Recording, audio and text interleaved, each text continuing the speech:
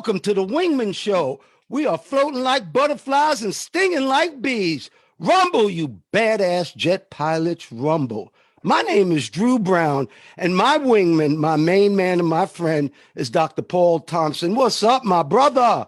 How you doing, Mr. Drew? I'm very good today. It's a bright, shiny day. Well, it's not shiny. The sun is still coming up, but it's going to be a good day. Yeah, it's going to be a good day because we're doing our show. And guess what, Dr. Paul? We just celebrated 75 shows. It's our Jubilee. We just did our Jubilee show. So congratulations, Dr. Paul. We started something and we're finishing it. And congratulations to you, because this is all your idea. You're the mastermind behind the whole thing. You're like remember Morris Day in the Time? Yeah. Yeah, you're Morris Day and I'm Jerome holding the mirror, basically. But that's really not true. Shorty took care of this whole thing. And okay. God bless, I was able to have you with me, because this has been a big blessing, the Wingman Show. And you really do look after me. Can I ask you a question? Oh, we have a great wingman today that we both know. And yes. I can't wait for you to talk about him. Yes. You'll like this wingman. This wingman is it's been a wingman to many, many people over many, many years. Yeah, and I'm one of them. Yeah. Can I ask you something? You ever been to a Chic-fil-A lately? Yes, I have. My grandson likes, he likes the shakes there. That's the number one thing he likes. You know what I like? I like the personnel. How in the hell do they hire such good people? There's a hiring trick with them because everybody is nice. The worst person I ever met at a Chick-fil-A was neutral. Wasn't mean, but just was neutral. Every single person. I tell Katrina, she has a beautiful boutique shop here that does eyelashes and hair and all that. And I say, man, if you could just hire like Chick-fil-A. Yeah, I wondered the same thing. Just every time I go there, I don't go to too many of them, to be honest with you, but I've done about maybe 4 of them out of the state, and it's always the same. In fact, it was last week I went in, and the guy was almost too friendly, and the place is packed. People ordering stuff. He's like too friendly. Young people, Gen Z, X, whatever the numbers are, XYZ to the third power, whatever it is. Just, enthusiastic, happy. It's like 8:02 a.m. and they're just so bubbly. I do wonder what it is, though. It's got to be something, because you never hear about, you see any videos of, someone getting murdered over hot sauce. Oh, there you go again. No, we don't murder on this show. We don't do murder. We do good stuff. I agree. I'm talking about the good stuff. But you see it. You act like I understand. No, they're not in the news for bad. The French fries are too hot. The French fries are too cold. I mean, it's like, the Goldilocks and the Three Bears, but, with bad consequences. But you never see them in the news. Nope. And for all our old and new listeners, thank you so much for listening to us. You can watch us on YouTube. Dr. Paul is really good looking and got a great aircraft carrier behind him today. You can watch us on YouTube. And if you got a chance, please write a review for us on Apple Podcasts. That helps out the Wingman Show a lot. And Dr. Paul, guess what? Our newsletter is coming. Yes, it is. We're working on it. So we'll be here. So everybody, this weekend, myself and Katrina, we went to see Santana and Earth, Wind, and Fire. And they were the bomb. Santana's damn near 75 years old, or he is 75. And Earth, Wind, and Fire, they must be 80, but they're still pumping out the jams. And deep in my heart, when Earth, Wind, and Fire was playing, I kept saying to myself, no new stuff. Mm-hmm. And it's amazing how many hits they have. It was hit after hit after hit and no new stuff. And last thing, Carlos, oh God, was his band jamming. He's really something. They got that funky Afro beat. They have that Latin mixture in it. It's great. And he's super. And guess what? At the end of the show, where I went was that amphitheater, and the parking and the traffic was horrendous. So 2 songs before the end, Katrina and I left and we eased out. And everybody who listened to the last 2 songs were in traffic for 2 hours. Yeah, isn't that something when you leave a place, you got to leave early? That's in your thinking. So I do that too downtown. There's a game going on. okay, we know what the score is. Let's go. Yeah, with games though, sometimes you can blow that. Oh yeah, yeah. If it's the score is crazy. Yeah, like the Super Bowl with Atlanta. When I was watching, I was so excited that they were winning, even though I'm a Giants fan. Atlanta is my second team, and they were winning 28-3 at halftime. And I was like, you know what? It's late. I'm at Buffalo Wild Wings. I think I'm gonna go home, watch the rest on TV. Yeah, and it was the worst half of football I ever saw. So yeah. That's a bad way to make history. Now, all our new listeners, what we do here, we're trying to bring. No, we're not trying to.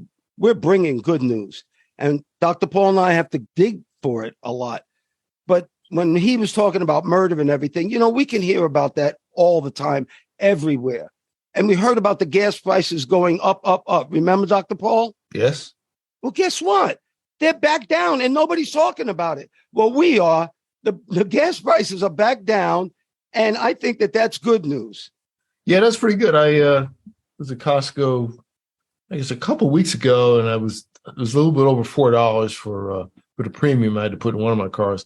But I got regular a couple of days ago and was down to like $3.20, $3.25, which is a pretty big difference. It'd be nice if it went down another $1, but that helps. And so instead of a $1 million to fill up, it was $500,000.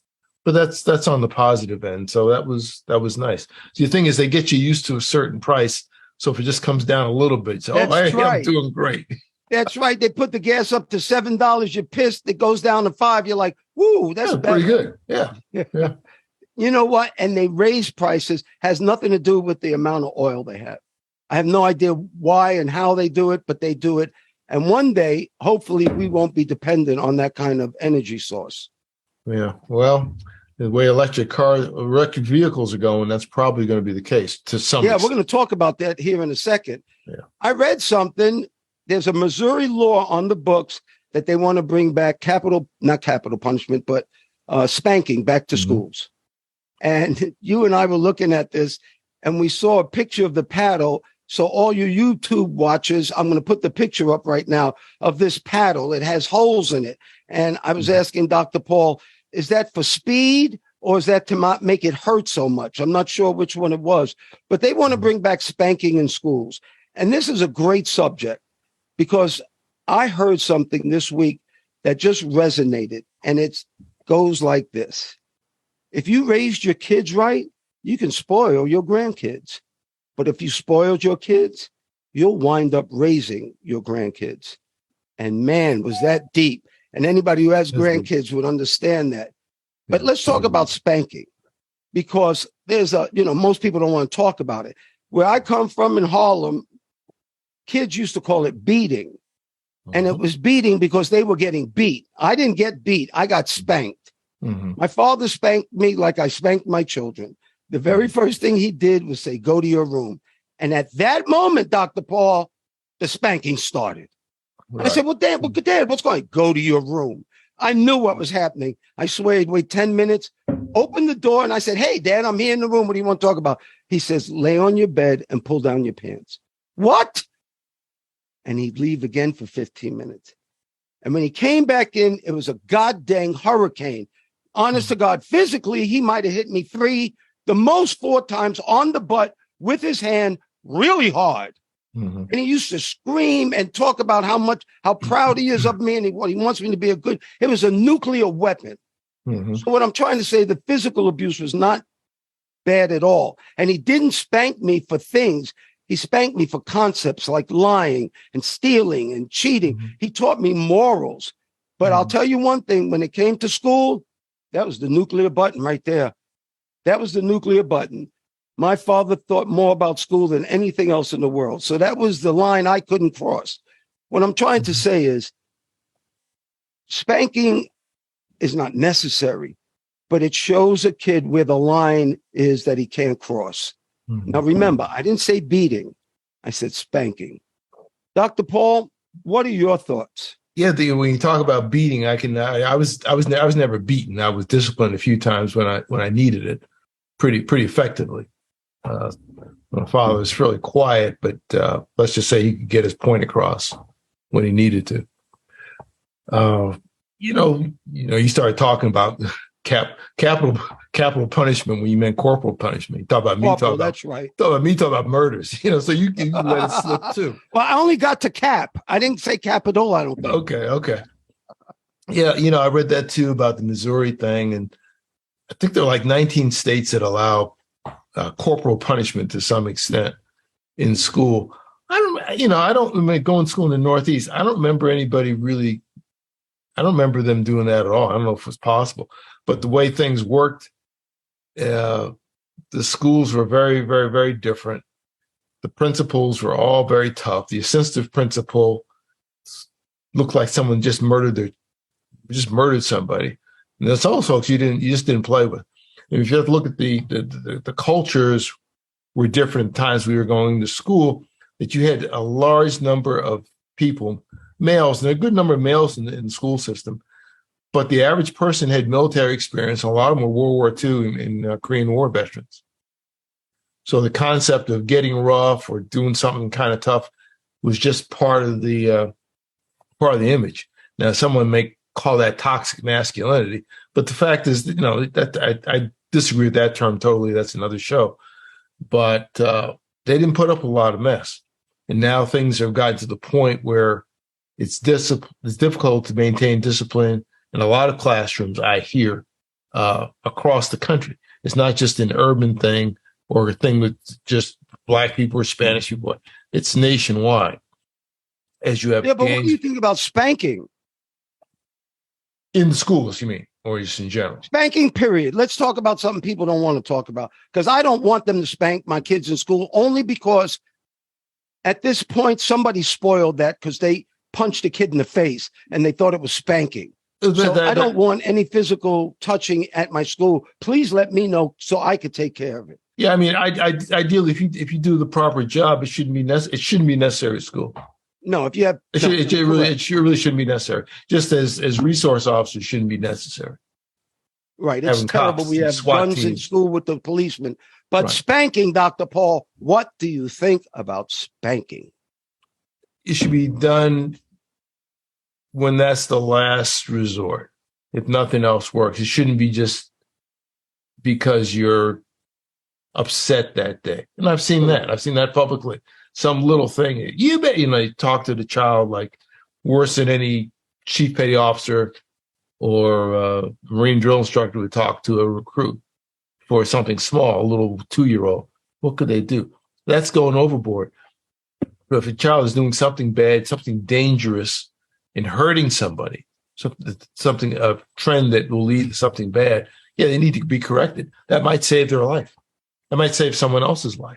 It may be unpleasant, but you may need to do that every now and then, not as a matter of course, in my opinion.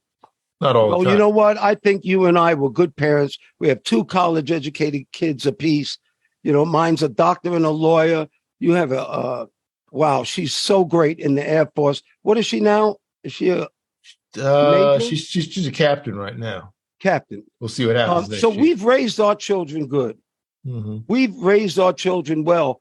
And I had to spank them a couple of times so I didn't have to spank them anymore.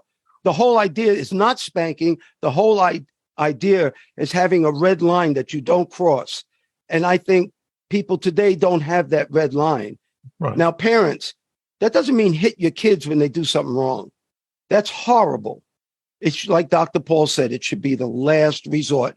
But I do believe that it's necessary sometimes just to show where the line is.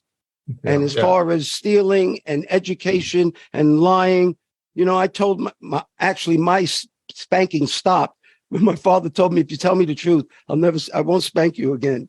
Well, I just told him everything then. Well, again, just like, you said, your case here, my case, your children's case, you're not perfect. I'm not perfect. They're not perfect. We're all works in progress.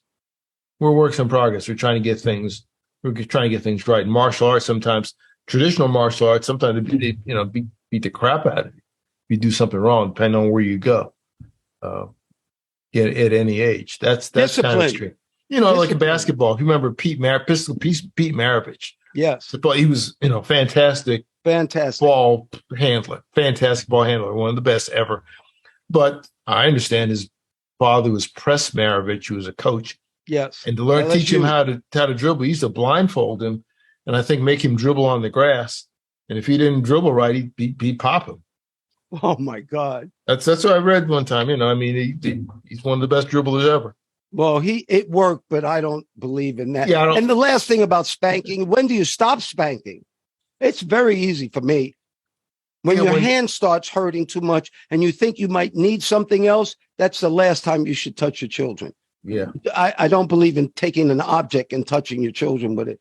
So to me, the last time was when it just wasn't effective anymore. And guess what?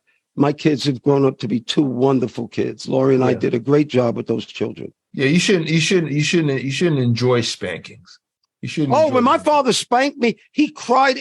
I felt bad for him. He was very distraught that he had to do it. Mm-hmm. And that's why it was much more emotional and learning than physical violence. It just came in a hurricane. Mm-hmm. It should be. Okay, next subject. Did you watch The House of Dragons? It was the biggest premiere, I think, ever for HBO. I didn't, to be honest with you. I did not watch it.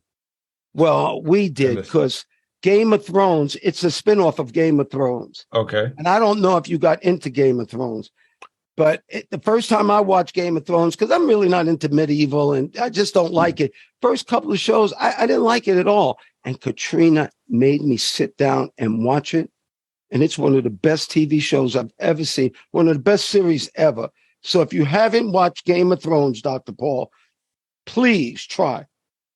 Okay, so I need to catch up on all the Game of Thrones before, or just to get the feel. I watched a couple of episodes of Game of Thrones. It's okay. This thing is so good. You have to watch Game of Thrones 2 or 3 times to really get to it. That's how much stuff is going on. I mean, I do have to look at all the Game of Thrones? Or I think you should, yes. Okay, I'll take a while. And you'll, wait. I'm not telling you to do anything wrong. You're going to love every one of them. Okay. You're going to love every one. I'm not kidding. It blew me away. And once again, how I think I know everything, I don't know anything. Because I thought I didn't like it, and it was one of the best shows I ever seen. So we were talking about electric cars, remember? Yeah. Tesla stock just split 3 ways. Now, for people who don't understand stock, let me explain something. The Wingman show is about trying to get people financial security. Because in America, if there's a capitalistic society, if you have money, life's a lot easier. Period. It just is. Mm-hmm. And I mean good money, not bad money. Not money that you got to worry about, but good money. Right. So Tesla stock split 3 ways, meaning, let's just say it was $90 per stock. Well, now you have 3 stocks worth $30 a piece. For 3 shares, yeah. Correct. You have that correct. 3 shares worth $30 a piece, and they're hoping that that $30 will rise. And Apple split, FedEx split. We did very well off of splits. So that's what happened. But they're splitting because this electric boom, and that's why you and I bought 100 shares of Ford in the first place, because we knew that they were going to start big on electric vehicles. Matter of fact, they cut 3,000 jobs because they're going to go fully electric. And California, how about this one, Doc? Just said by 2035, there will be no more gas cars being made that are new. Yeah, I saw that, and I've seen some other articles saying that they may not hit that target, but that's the hope. But again, I had a talk with the great grand Ayatollah last night, and there's some other challenges with that. California and everywhere else, you really need to have an infrastructure to make that happen. Not even get into the battery disposal, but if everybody's charging their vehicles, how are you going to do that? Where are your charging stations? How about electricity? Well, they have charging stations at Kroger now. I've seen like 1 or 2. Right, and this is 2022. Right. Well, they have them now. Well, the thing is, if everybody has one, there's going to be a pretty big drain on the system. And how do you make the electricity? Hopefully from the sun. Well, I don't know if you have enough. The thing is, if you have those solar panels, they start to degrade over time, just as the batteries do. This is your chargeable batteries in the cars. So eventually, you still have the problem of disposal. You have the problem of infrastructure. supplying enough electricity to make this happen. Say every block's got a car. Everybody. Okay, so let me ask you this. We're talking about investing here. We're not really talking about electric cars. Oh, okay. Don't you think this is the good investment of the future? I can't figure out how they're going to dispose the batteries. I can't I'm not an engineer. I know you are, but that's kind of not what I was talking about. I was talking about investing. Oh, you just want to make some money. Okay, yeah, sure. No question. Well, that's what we want. We want other people to make money like we have so they live a good, healthy, happy life. Yeah, I mean, it's going that way. Last time I go to the Home Depot or Lowe's, so many of the hand tools now are electric. Blowers, motors, all kinds of stuff's electric. Oh, yeah, all my gardening is electric except for my big zero turn.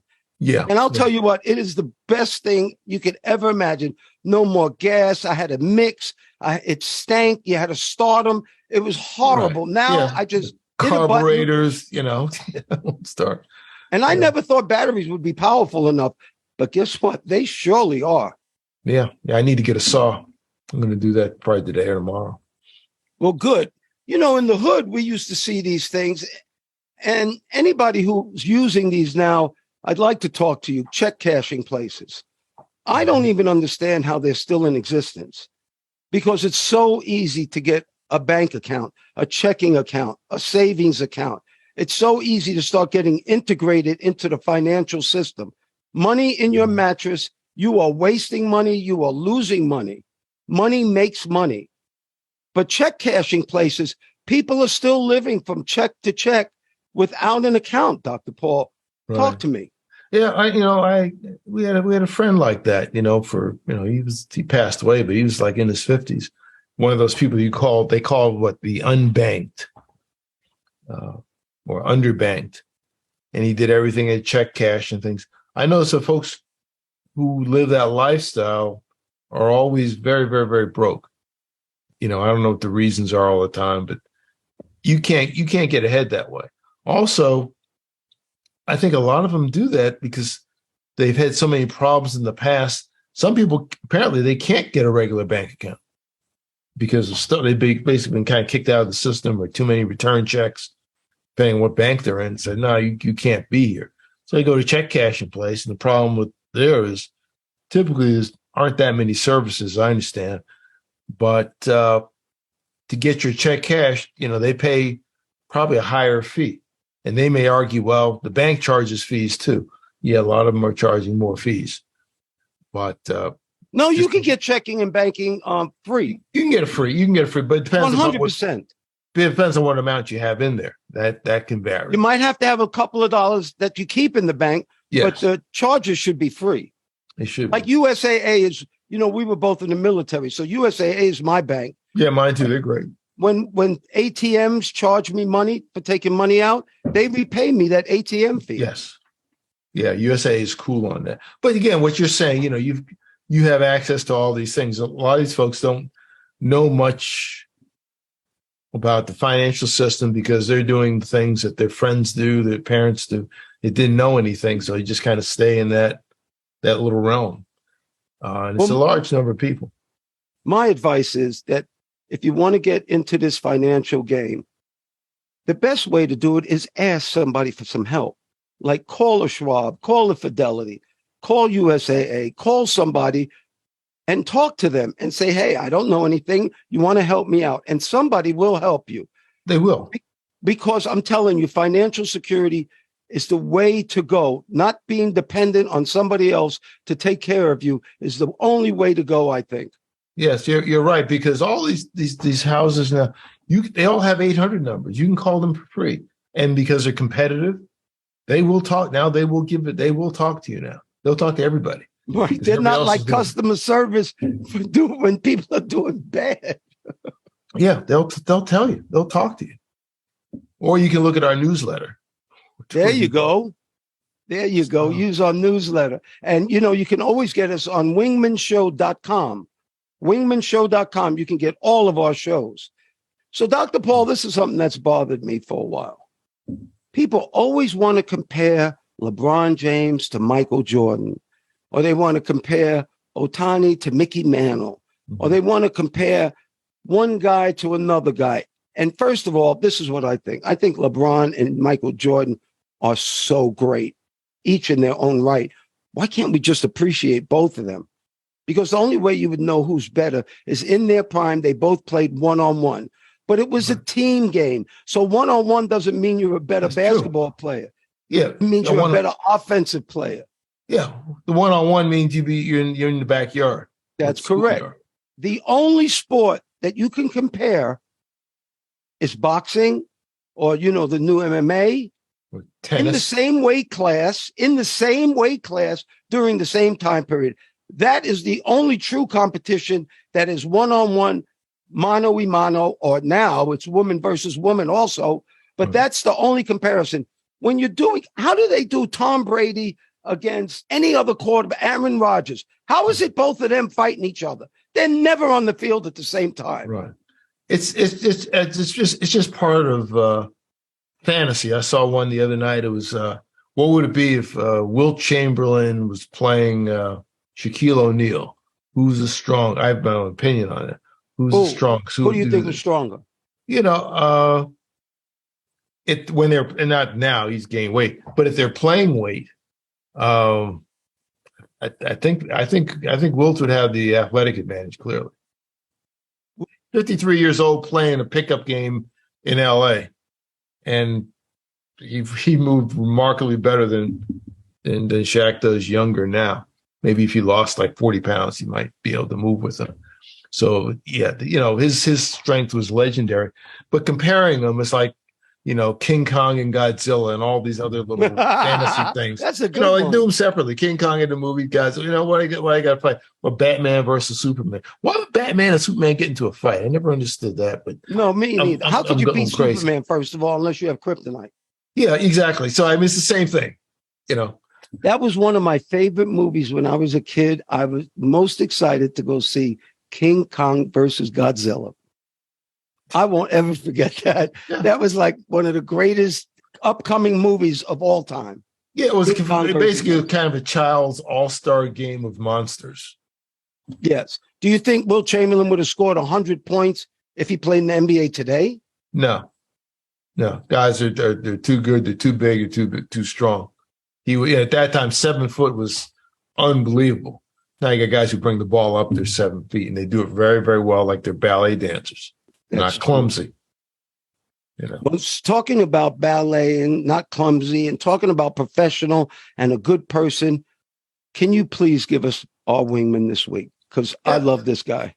Yeah, here's a good wingman. This wingman is a near and dear friend to me, to you, and to thousands of people. He's Captain Clovis Jones. Captain Jones has been involved in aviation, still flying professionally after more than 50 years in the business. When we get to this age or older, it's unusual, but he's still doing that. He holds a Class 1 medical when a lot of people, can't even get out of bed in the morning. But we met at our last job, met him at FedEx. And it's funny, in this world of aviation, particularly with black pilots, the world is very, very small. He's a little senior to me in age, but when we met, I found that he knew a number of people that I knew. In fact, he knew a guy I was living with. We bought a house together. He knew him before I did, years ago on the West Coast. But Clovis is the pilot. He retired flying the MD-11. But his background is a very interesting one. He was an Army pilot. He was an Army helicopter aviator.